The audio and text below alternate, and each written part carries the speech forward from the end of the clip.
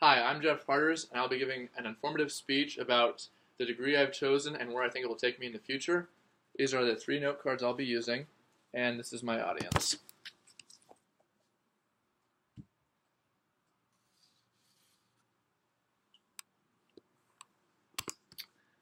So, the average American spends 90,360 hours of their life at work.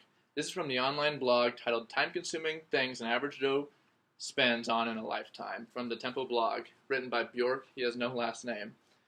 So, when you think about the fact that you spend that much time of your life at work, you better have a job that you really enjoy. Because if you don't enjoy that job, then that's going to rub off onto your personal life, and it's just going to be a less enjoyable, you're going to be a less enjoyable person to be around.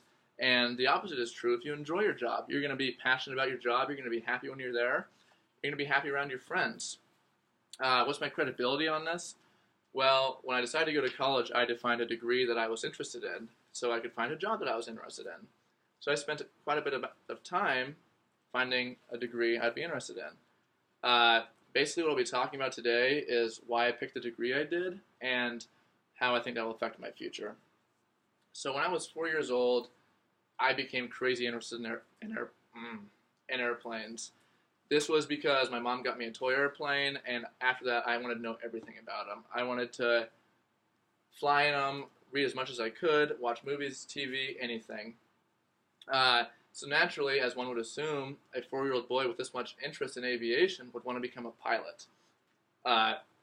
So later in high school, I was reading about becoming a pilot, and I was startled to find that the starting salary for a regional pilot was $12.30 an hour. And even to get to that point, you had to get a bachelor's degree, and you had to spend approximately $50,000 to get all of your certifications. So not only that, but pilots work crazy hours when they start out. They work holidays, they work nights, they work long hours. And not only that, but I loved aviation, but thinking about the fact that you would just take off at an airport, fly, land, an hour later you'd be turned around flying somewhere else, you might get a hotel that night.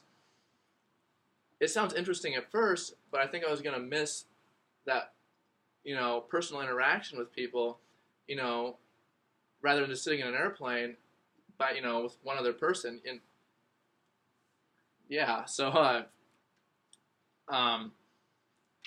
as the years passed, though, I knew I wanted a career in aviation, but I knew that being a pilot wouldn't satisfy me completely. So with the idea in mind that I wanted a career in aviation and I wanted that human interaction, I thought the perfect place for me was an aviation business. So I looked around on the internet and I thought I found a career that's right for me. That career is aircraft sales and leasing consultants. And basically that's just a fancy name for an aircraft salesman. There's a couple different facets on what they do. The most profitable is selling large commercial airliners that were built by Boeing and Airbus to large air carriers like Delta, Southwest, American, and this is a huge industry because that's where most of aviation is located. And in a industry article by Robert Moorman titled "The Good Life" in the journal Air Transport Worldwide, he stated that in the next 20 years, Boeing will need to produce 38,000 new aircraft, and that totaled out to $5.6 million of aircraft that needed to be produced. So clearly, there is a new demand for a middleman to take the aircraft from the manufacturer and then market it onto the carriers. Second aspect in the sales part is general aviation sales. What that is selling a small personal aircraft like a Cessna 172 for a person to use on a more recreational basis. And the third part is the leasing part. What that is there's these aircraft leasing companies, and they buy aircraft and they lease them out to people like sports teams or bands. Basically, the idea is an aircraft like a 737 might cost $200 million, and it doesn't make practical sense for a band to buy a $200 million aircraft that they only tour with seasonally. So this leasing company leases the aircraft out to them, while still owning it. They also do this to airlines as well. For airlines that don't have the capital to buy an aircraft, they will lease them out. And that's a very large industry as well.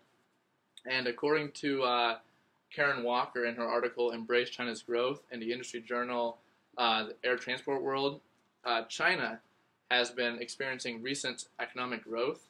And with that economic growth comes aviation growth. And their air transport industry in China has been growing rapidly. And air manufacturers can't keep up, so they're in a strong need for foreign-made commercial aircraft. So that is also going to mean that there's going to need to be middlemen to sell those aircraft. So basically, this industry is growing. I mean, it's a strong industry right now, but in coming years, with more wealth coming into the middle class, people will be flying to further destinations more often. So in conclusion, I think that aviation administration, the degree, and a career as an aviation sales and leasing consultant go hand in hand, because they both need a specialization in aviation knowledge and in business.